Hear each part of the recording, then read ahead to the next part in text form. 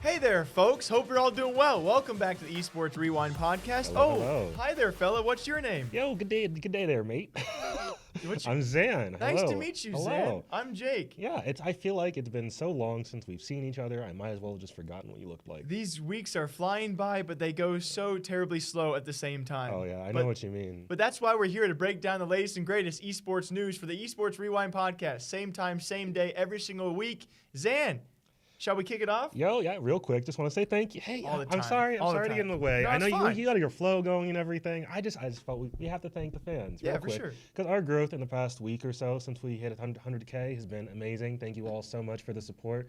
We gained almost 10,000 subscribers at the time of recording this video. Yeah. The past week, so it's been nuts. Thank you all. Thank you all very much for that. But as per usual, back to business. Let's run it. All right, Zan, the first thing is going to be probably a quicker one because we've talked about it a lot now. Fair play. The gamer word, man. Ooh, the gamer word. The word that never escapes.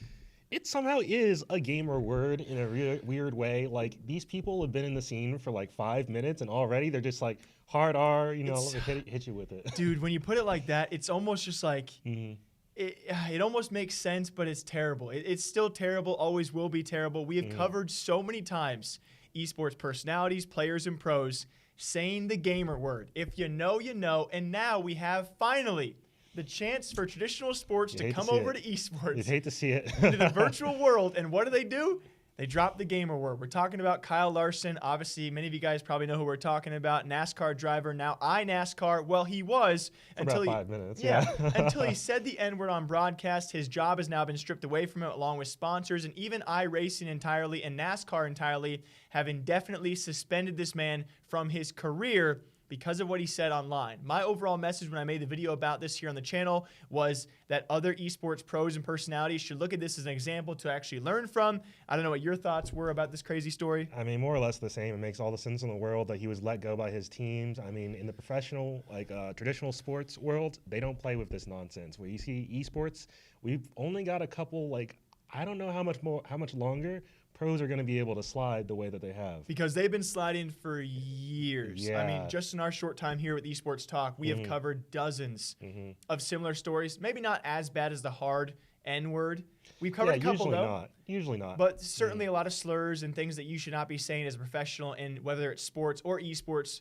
So I think you're right. I think it's a matter of time, especially with this story going viral, that absolutely, it's going to be a crossover eventually. I think further down the line, whether it's a year from now, a couple of years from now, whether or not you're an esports pro for a low-tier organization, whether or not you're for one of the best organizations in the world, does not matter upon your skill, because as of right now, if you are the best in your esport and you say things, you get away with them. That's just how it works. I think in the future that changes. And very soon, I'm thinking, because we want more money coming into esports, and the way you get money is by everybody being professional. And I think companies are going to be looking back at people's Twitter feeds and saying like, you know what, I would bring this guy on, but he's a little problematic, can't have him representing our brand. So, Yeah, something we've only seen a few times so far, and huge props to esports organizations hopping on that early.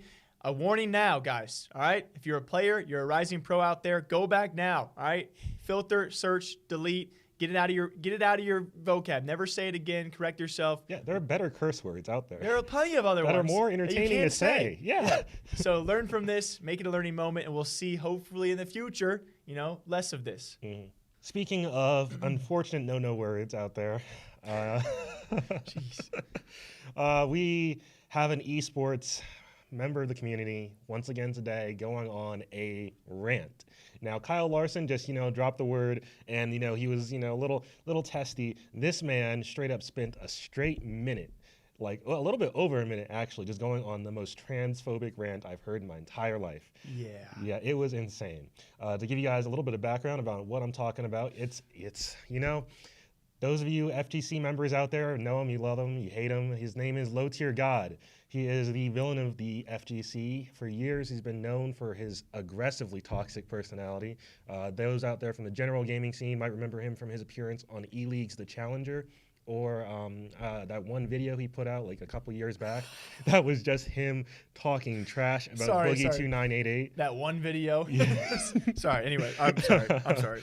Yeah, it's just he's just been nuts, like insane dude for like years. One of the reasons people follow him is because he'll be losing a match, he'll rage quit, and then he'll just for the next couple minutes just be trash talking the person who he was just playing against. Today it was Saro Blast, who just happens to be a non-binary transgendered individual, and Saro was, dominating LTG in a match of Street Fighter, and he did what he does best. He backed out of the game.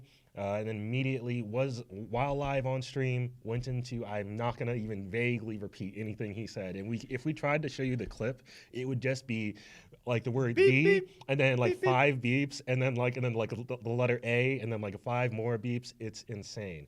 I don't recommend looking it up. It's horrifying. It was very bad. It's a pre-recorded podcast. We will find out hopefully what consequences are undergone. I think to that point, Zan, it's kind of it's a sucky situation we're in when it comes to gaming and esports, that there are plenty of people out there who enjoy these kind of personalities. Right. They enjoy people who just berate and talk down and not even criticize, but there's not even a word for it. Just put down other people in the most aggressive manners that should not be tolerated.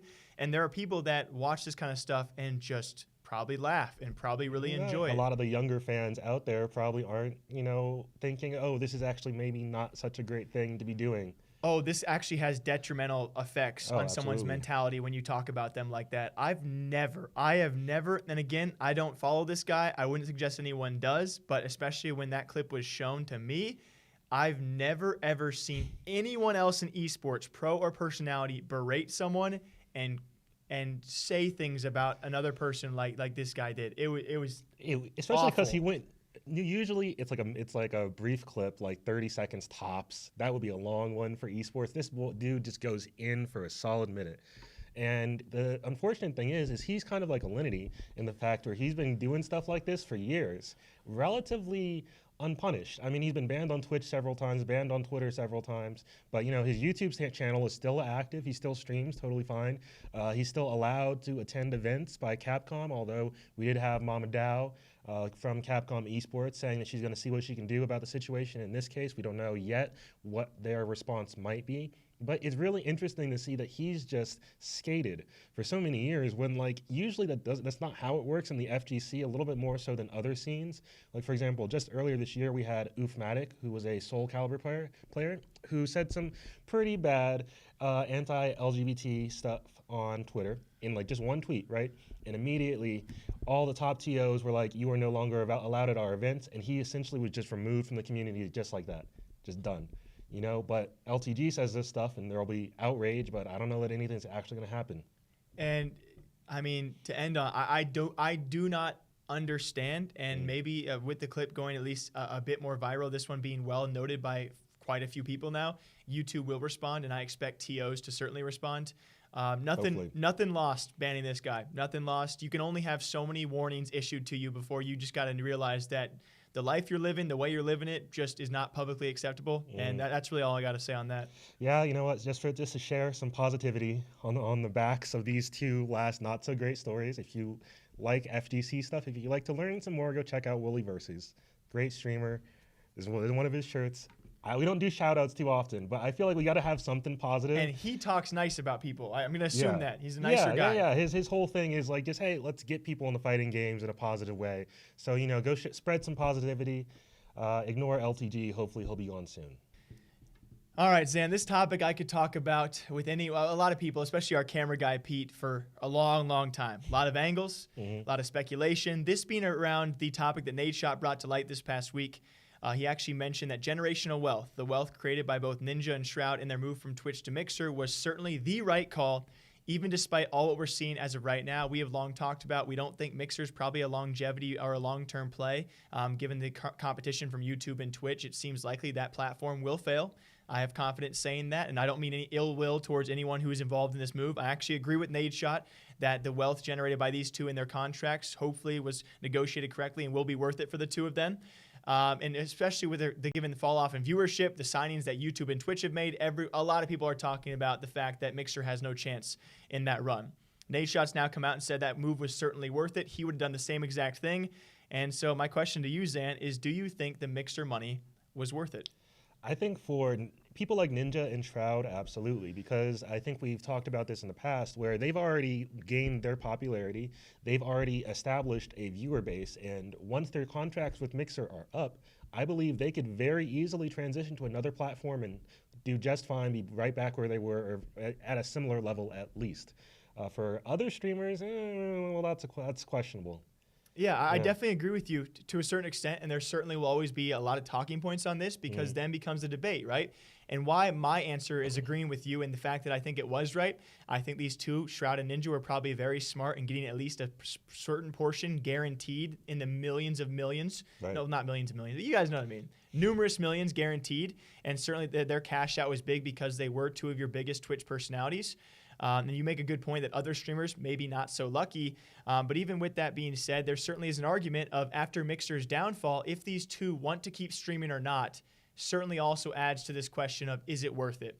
I think we actually saw both Ninja and Shroud have talked about. You can find those clips out there eventually of them trying to slow things down, starting a family, especially a guy like Ninja. Shroud has also talked about maybe not streaming in the future. If you look at this as one last cash grab for the glory years of them streaming, and like you said, their ultimate growth, right? They both have already hit massive peaks, and this is their plan. Yes, it's definitely worth it. Yeah, that's retirement money right there. No one's out there saying that Shroud and Ninja want to be streaming till they're 40. If that's the case, then maybe, okay, Mixer's not going to last that long, so will Twitch offer these two money to go back? Will YouTube? Yeah, I think what we'll likely see, and this is pure conjecture, so who knows if things will pan out this way, but based on the way Ninja has talked about the stress involved in streaming and the high level of pressure and how you lose like fans if you step away for even like a day, you know, I would not be surprised if he or Shroud makes the call that like, hey, you know what?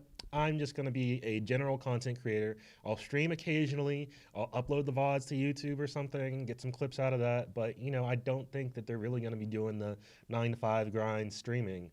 Really, because there's no reason for them to. Yeah. Outside of entertainment. I don't think they'll be doing that, at least not for too long. And I think there's always going to be opinions, no matter how many points we talk about. There's going to be people who think, no, it wasn't worth it. They ruined their brand. There's going to be plenty others who think, yes, it was worth it. They're paying for their kids and possibly their kids' kids, that generational wealth. And if they do want to keep on streaming, they can always have another platform to go to and likely stream as much or as little as they want to. So I just wanted to open the floor to everyone out there in the comments as well. You know, do you think the Mixer money was worth it? And what's your argument as to why or why not?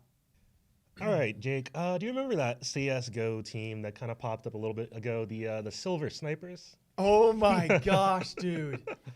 Yeah, the boys. Oh, I sure do. The Kings, the only I think they're the only esports team out there with a roster that's all above the age of 60 years old. Are they still? I believe, I mean, at the time, they were certainly the oldest. If you are OG viewers, if you're old viewers, I covered this on my old channel and on our esports talk as well. At the time, they were the oldest roster ever in CSGO. And I think you are probably right, the oldest full roster ever in esports. Yeah, absolutely. If you guys don't know, sorry. Yeah. If you guys don't know, look them up. Yeah, they're Are they still together? I don't know. They were for a time. Yeah, I don't know if it's possible to still be. If we're speaking too soon. They were old. Yeah, but you know, anyway, that they have a fascinating story, and Ubisoft agrees because they've bought the license to the article that was written on the Silver Snipers, and they're making a TV show out of it. Get the frick out. Yeah. It's going to be a show about a group of elderly gamers trying to make it as esports pros. We don't know when it's coming, but we know it's coming. Wait, is this going to be a reality-based show? No, as in they actually try? No. Like more of a just like, you know, a comedic slash... Yeah, probably just in the vein of, I don't know, standard what TV. a typical fictional TV show is? Yeah, okay, all right. I was going to say, if they're actually trying, that's wild. We don't have too many details yet since it was just announced, but hey, I'd love to see this. I mean, I would love to see how it works out. That's so crazy. If you guys are old viewers or even like really OG viewers of this channel, you know exactly who the Silver Snipers were. And when they first came out, I think it was like by Omen or something, HP was sponsoring the team and they came out. Everyone was like, is this a joke? Is this real? No, yeah. They are real people. And they for real went for it. I mean, they definitely. I think if you actually look into their backstories, a few of them had like never even played like Counter-Strike before or not very long. But yeah, like the average age was like it's 60, 65 plus or something. It was crazy. Yeah, I think it was 60 minimum. That's so funny. Yeah. And we've seen other esports shows. They're going to be slowly popping up here. Rick Fox's one obviously fell apart because of a little bit. We know. Shout out Echo. But there's another one as well that was also going to pop up. We talked about on this show, more of a comedic about the. I think it was actually about. I can't remember the exact details of it, but it was an esports show. Do you remember it all? I think it was supposed to be generally about like kind of loosely based on Rick Fox and about starting an esports team or something like that. That's what I thought too. Yeah, Because I know Rick Fox was going to be the rekindling of a father and son through video games, and that was going to be. But either way, there are plenty of esports shows. Certainly probably being thought of, if not slowly coming to production.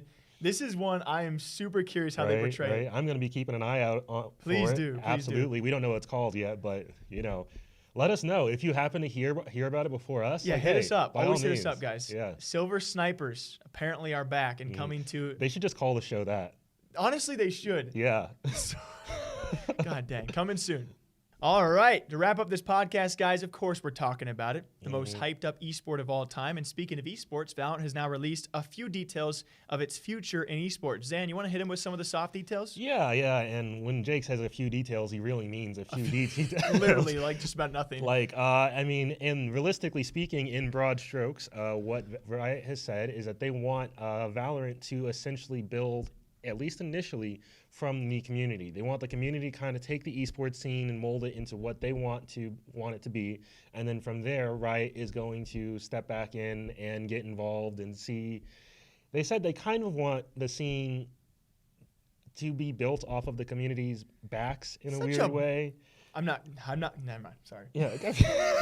It seems like a very generic kind of opening up. Like, hey, we don't want to starve our game right away by going this typical franchise model, which by the way is under heavy fire right now. We have plans for esports, but we want you guys to build it up first and see what happens. Yeah, which I mean, obviously, I think not going for the franchise model right out of the gate is smart. Yes, it is. But them saying that they're not really going to be doing their own in-house tournaments like at all in general. Right off the bat, is interesting. And I think I will speak for a lot of people out there who have voiced their concerns about this, especially when it comes to a Call of Duty franchise.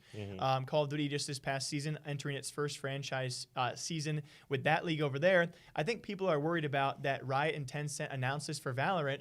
If you're a TO, you're like, oh, I'm going to jump in on that. Your ESL, your Starlighter, your DreamHack, whoever you are, you come in, you build, like you said, the ground up. You do all the groundwork, all the legwork. You take on all the risk. The tough stuff. Yeah. All of a sudden, the scene takes off like Riot wants it to, and then they come in 2, 3, 4 years from now and say, all right, TOs, you're done. Franchise model in place. League of Legends copied over to Valorant tournament style. No third-party organizers. It is all franchise model. That's what people are worried about. Yeah, and I think they're right to be worried because we've seen, like, Riot is very, very, let's be blunt here, they're kind of not community-friendly when it comes to tournaments. We just saw in the past few months how they are aggressively limiting the way that high school and college tournaments can be held. People do not know about this. Yeah. And you brought it to light, and sorry to interrupt. Oh, no, you're good. You deserve to stress this because I feel like there's going to be a lot of Riot fanboys that are like, we do a great job. We run the best esport. You're right. You run the best esport in the world. But when it comes to actual tournaments, when it comes to the community and letting like the community actually, like, I don't see what the problem would be with a group of high schoolers just saying like, hey, we want to have a League of Legends tournament at our school.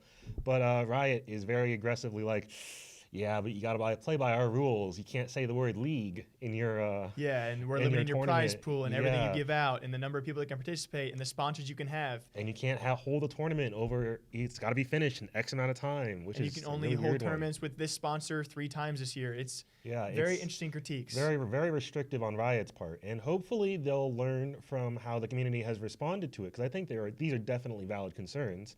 Hopefully they'll be more open and willing to let the third-party scene thrive because I do think that's how an esport stays like really successful long term. Yeah, and it's super tough to negotiate or kind of just speculate here because you look at League of Legends, but it's not an FPS, and we don't know if the success of a model or a structure of an esport is based off the type of game, right? Right. League of Legends in their current model is obviously the best in the entire world. It's the most watched and played game in esport currently, so that model works great for League of Legends. Who's to say that model wouldn't work the same for Valorant? We don't know. But when it comes to FPS games, Counter-Strike and their tournament scene has done amazingly well with their current tournament structure and model of tournament organizers and not a franchise model. So Valorant's definitely tippy-toeing a weird line here, right? They want to compete with Counter-Strike. They want to do very good things like League of Legends does, but which model/structure do they use? they say, hey, community, you build it up first, and then we'll play ball in a few years. We'll see if they stick to their guns or if they change things up. It really makes me think of that meme that you see all the time, where it's just like it's two people and one of them has like an object and they say, I made this, and then they hand it over and the other person's like, now I made this. I always think of the meme that's like the two guys that are like holding hands and they both have like the biceps bulging and they're like meeting in the middle. Like, I have nothing else to add, but not relevant at all. Welcome to our new segment, Meme Corner. Dude, Meme review. I don't watch memes. Oh, God dang it. Either way, well, let's end on this. Are you worried about it being built in the community first? Absolutely. I think community organizers do an excellent job, and they deserve to be supported, and they deserve all the hard effort and work that they put into what eventually equates to the success of the game at the end of the day. Yeah. Like, I think the game dev, it's only in their best interest to allow them to keep doing what they're doing. I agree. I wouldn't say I'm as concerned yet. I'm more so concerned about the years from now what happens. Also, though, I'm interested to see how they ride that line of CSGO being very oversaturated, too many events, and maybe to some people out there, like Fortnite or League of Legends, just not enough events, or not enough variety of events, I should say. So we'll see how they ride that line. Valorant esports coming soon. The plan's been initiated. We'll see how they roll things out. Alrighty, folks. Hope you all enjoyed the Esports Rewind podcast. Dude, honestly, I'm losing my goddamn mind over here. Yo, yeah. I'm telling you, it's the coffee Red Bull combo that you got going. That's dangerous, my guy. Sometimes people, if they watch now, they get to see the real me. Zan, you know what? Hit it with that hot outro, dog. Let's do it. Okay, guys. If you would happen to be interested in listening to the Esports Rewind podcast on the go on your favorite podcast platform of choice, on iTunes, Spotify, we're all over the place. You can find us on the Prediction Esports Talk Show Network. The plaque is right here on the desk. That's PREEDICTION. They're great people. Tons of other great esports podcasts there. So by all means, swing by and check them out. Thank you to all of our audio listeners so much for downloading and supporting us that way. If you'd like to check us out on YouTube, just hit up Esports Talk. We post daily esports news content, almost more than anybody can watch, actually. You had to say it, huh? Yeah. Hey, let's be real. I've actually had this thought before. I know this is a weird outro. I actually have had this thought of like, wow, if anyone out there misses a day, they come back to the channel and they're like, what the frick? No, yeah, for real. And I like monitor the channel and take care of like our comments and stuff in terms of like, making sure nothing gets caught in spam. And it's like, it is so easy to get track of all the things we've actually covered on the channel already. Yeah. And it's crazy. Like you come back after like 40, like you go away for a weekend with your family, you come back to 14 videos, you're like, what the frick? Sorry. Yeah, for real. But thank you all so much for the support lately. We just hit 100,000 subscribers, probably close to 110 now. So thanks you all of our new subscribers. Welcome to the family. Don't have a name for that yet, but we'll figure that out at some point. If you'd like to, hey, send us your suggestions. Welcome to the zoo. Yeah, we've thrown that one out there a couple times. Yeah, send us your suggestions for what you think the fan base should be called. We don't need a name. Yeah, we don't need one. Yeah, but we'd love to hear what you guys have to say in the comments down below. By all means, let us know what's up. We're also on Twitter at @talk_esports, on Instagram at esports_talk. But we love it when you guys reach out. Thank you all so much. And Jake, you have anything you'd like to leave the people with? Just thank you all so much. All of you guys who send us stories, you save us a lot of time with that kind of stuff. There are plenty of stories that you guys send us. We only cover because they're sent to us. So you guys are awesome. Thank you all for watching. As per usual, same time, same day, every single week. Esports Rewind, Wad West. Until next time, take care, gamers.